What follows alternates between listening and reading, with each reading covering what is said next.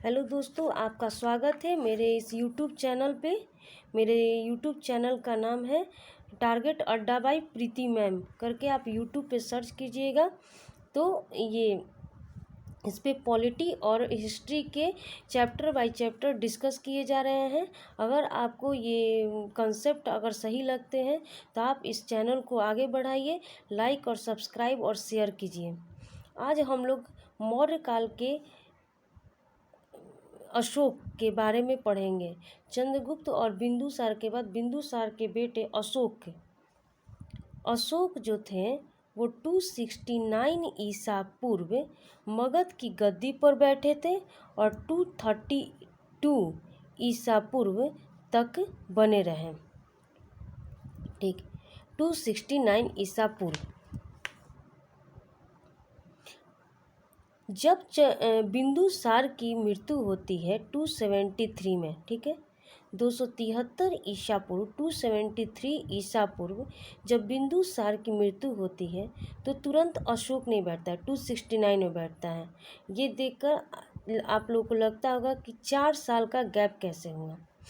तो इसमें 4 इयर्स का गैप हुआ क्योंकि कहा जाता है कि अशोक जो थे मतलब बिंदुसार की गद्दी पर जब बैठने के लिए अशोक अपने भाइयों के बीच युद्ध हो रहा था कि कौन इस गद्दी पर बैठेगा।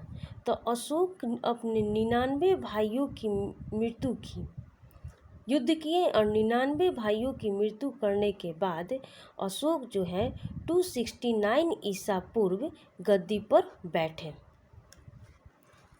तो अब 269 ईसा पूर्व जब गद्दी पर बैठे तो अशोक का नाम अशोक कहाँ से मिलता है, क्वेश्चन आता है।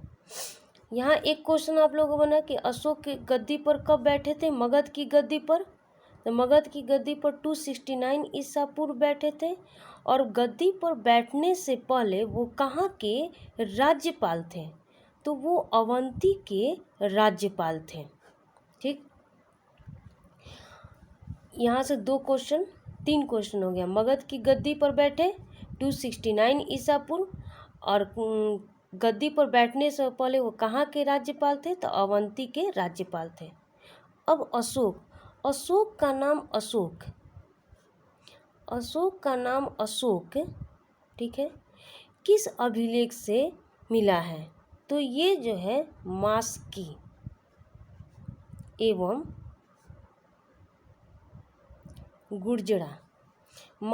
एवं गुर्जरा अभिलेख से अशोक का नाम अशोक मिला है। ठीक है, पुराणों में अशोक को क्या कहा गया है, तो अशोक वर्धन कहा गया। अशोक वर्धन कहा गया। मौर्य काल का सबसे इम्पोर्टेंट चैप्टर है अशोक। पुराणों में अशोक को क्या कहा गया, तो अशोक वर्धन कहा गया। ठीक, अशोक ने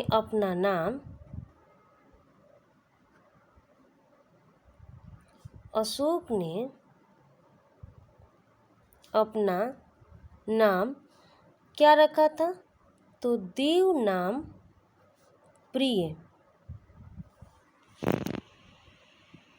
ठीक है, अशोक ने अपना नाम क्या रखा, तो देव नाम प्रिय रखा था और अशोक अपने आप को देव नाम प्रिय कहता था।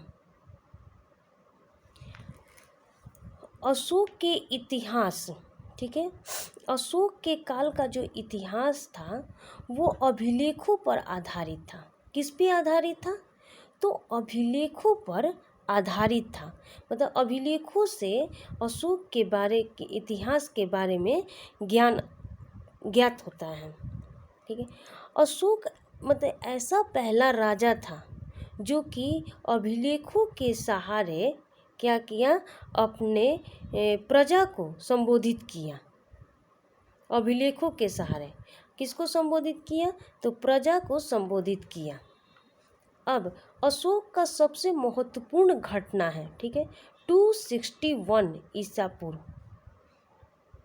अशोक का सबसे महत्वपूर्ण घटना है 261 ईसा पूर्व। अशोक जब 269 ईसा पूर्व गद्दी पर बैठा तो 8 साल वो युद्ध नहीं किया। जब वो 9वें वर्ष में प्रवेश किया तो वो अपने साम्राज्य का और सुरक्षा को, व्यापार को बढ़ावा देने के लिए क्या किया कि कलिंग से युद्ध किया। और कलिंग कहाँ पड़ता है? तो उड़ीसा में। ठीक, कलिंग के साथ युद्ध किया। ठीक है दोस्तों, कलिंग के साथ युद्ध किया। और कहाँ है कलिंग? उड़ीसा में। कब युद्ध किया था? 261 ईसा पूर्व युद्ध किया। इस युद्ध में इसकी तो जीत हो गई, अशोक की तो जीत हुई थी और सबसे महत्वपूर्ण युद्ध थी। लेकिन जब ये युद्ध के मैदान में पहुंचा तो वहाँ लोगों को रोता बिलखता देखा।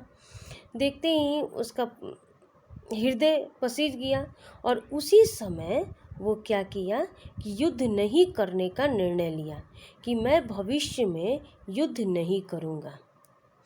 तो एक क्वेश्चन यहाँ से बनता है कि किस युद्ध के बाद अशोक जो है कभी भी युद्ध करने का निर्णय किया कि कभी भी युद्ध नहीं करूँगा?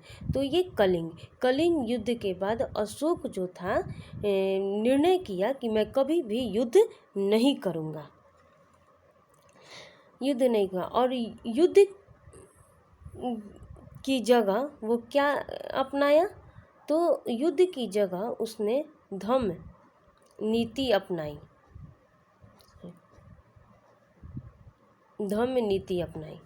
मतलब कि भेरी घोष की जगह, पूछता है ये वाला, भेरी घोष की जगह क्या अपनाया?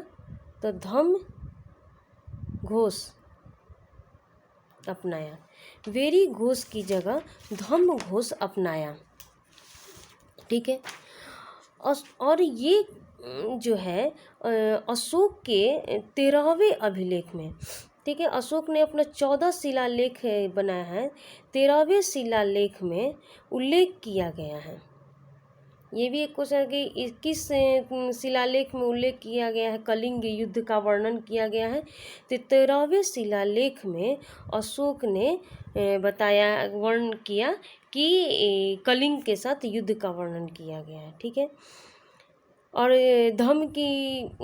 धर्म के मार्ग पर चलूँगा, धर्म को अपनाया। अब वो धर्म के थे, बौद्ध धर्म की दीक्षा ली थी।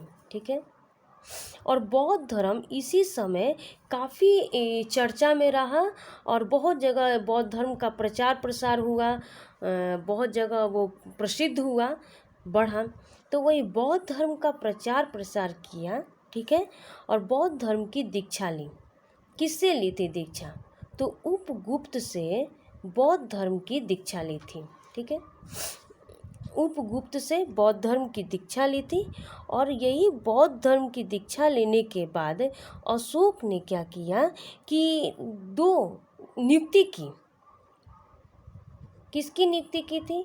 तो एक धर्म महामात्र की नियुक्ति की थी और एक जो था रज्जकू की नियुक्ति की थी।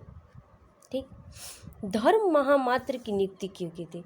धर्म महामात्र की नियुक्ति जो थी विभिन्न वर्गों के बीच धर्म का प्रचार प्रसार करने के लिए। ठीक है, धर्म का प्रचार करने के लिए धर्म महामात्र की नियुक्ति की।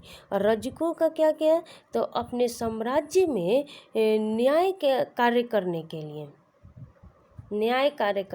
लिए रज्जुकों की नियुक्ति की। तो ये भी एक क्वेश्चन आ गया कि धर्म का प्रचार करने के लिए धर्म महामात्र और न्याय का कार्य करने के लिए रज्जुकों की नियुक्ति की। अब आते हैं कि अशोक जो थे उपासक के तौर पर क्या किए कि बौद्ध धर्म का यात्रा करना शुरू किए। तो अपने राजगद्दी पर बैठने के 10 वर्ष बाद 10वें वर्ष, ठीक है, 269 में बैठा तो इसके 10वें वर्ष 10वें वर्ष क्या किया कि बोध गया का यात्रा किया। 10वें वर्ष बोध गया का यात्रा किया। फिर 12वें वर्ष जो था वो निगाली सागर की यात्रा की। निगाली सागर कहाँ है? तो नेपाल की तराई में है, ठीक है। और 20वें वर्ष वो क्या किया कि लुम्बिनी की यात्रा की। लुम्बिनी जो कि बुद्ध का जन्म स्थल था, वहीं पर लुम्बिनी की यात्रा की। यहाँ पे क्या किया था कि निगाली सागर में क्या किया, यात्रा किया और जो बौद्ध की जो मूर्ति थी उसको दोगुना कर दिया था, ठीक है। और 20वें वर्ष ये क्या किया कि लुम्बिनी की यात्रा की, जहाँ बुद्ध का जन्म स्थल था। यहाँ पे क्या किया कि जब ये यात्रा किया तो वहाँ का कर जो था घटा दिया, 1/8 कर दिया था, 1/8 इसका कर दिया था, भू राजस्व कर घटा दिया था, 1/8 कर दिया था। ये एक क्वेश्चन आता है कि 10वें वर्ष किसकी यात्रा की थी, 12वें वर्ष और 20वें वर्ष भी इम्पॉर्टेंट है, ठीक। उसके बाद हम लोग आते हैं कि अशोक जो था वो 7 स्तंभ लेख से, इसके 7 स्तंभ लेख हैं और 14 शिला लेख हैं, ठीक है। तो अभी हम लोग 7 स्तंभ लेख के बारे में पढ़ेंगे। इसके 7 स्तंभ लेख हैं और ये केवल किस में था, ब्राह्मणी लिपि में लिखी गई थी। अशोक के 7 स्तंभ लेख थे और केवल किस में था, तो ब्राह्मणी लिपि में लिखी गई थी। अशोक के 7वें स्तंभ लेख में आजीविका का वर्णन किया गया है, ठीक है, आजीविका का उल्लेख किया गया है। और 7वां स्तंभ लेख जो था, 7वां स्तंभ लेख सबसे लंबा स्तंभ लेख था, ठीक है। अब पूछता है कि सबसे छोटा स्तंभ लेख कौन था, सबसे छोटा स्तंभ लेख कौन था, तो सबसे छोटा स्तंभ लेख रुम्मेदई था, जहाँ पे ये 20वें वर्ष अपना लुम्बिनी का यात्रा किया था, वहीं पे रुम्मेदई था। और ये जो था बौद्ध धर्म इसमें क्या किया कि कर को घटा दिया था, 1/8 कर दिया था, यही 20वें वर्ष जो लुम्बिनी की यात्रा की थी। तो ये रुम्मेदई से प्राप्त हुआ है, रुम्मेदई के शिलालेख से, स्तंभ लेख से, ठीक। अब आजीविकों को रहने के लिए क्या किया कि अशोक जो था बराबर की पहाड़ियों में, देखिए ये बराबर की पहाड़ियों में 4, ठीक है, गुफाओं का निर्माण कराया। कौन कौन सा था, तो कर्ज, चौपारा, सुदामा और विश्व झोपड़ी।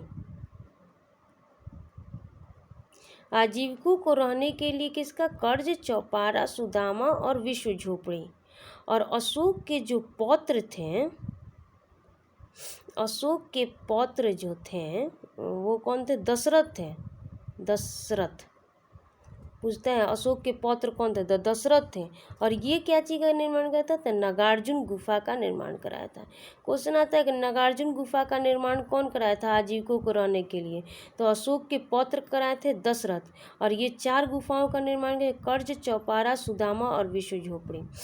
चलिए इसके बाद हम लोग अशोक के 6 स्तंभ लेखों के बारे में हम लोग वर्णन करेंगे, उसके शिलालेख। मतलब अशोक का काफ़ी पार्ट आएगा और ये काफ़ी इम्पोर्टेंट चैप्टर है। अगर आपको कंसेप्ट सही लगते हैं तो आप इसको लाइक और सब्सक्राइब ज़रूर करें और मेरे चैनल को आगे बढ़ाएं, ताकि मेरे में पॉजिटिविटी आए कि मैं इसको और भी बना सकूं अच्छे से। Okay, thank you. लाइक और शेयर और सब्सक्राइब जरूर करें। और मेरा टेलीग्राम चैनल है GS by Preeti ma'am, GS by Preeti ma'am करके सर्च कीजिएगा, तो इस पे PDF मैं डालती हूँ और आप यहाँ से PDF आप प्राप्त कर सकते हैं। इसको लाइक, सब्सक्राइब और शेयर ज़रूर करें, ज़रूर से ज़रूर।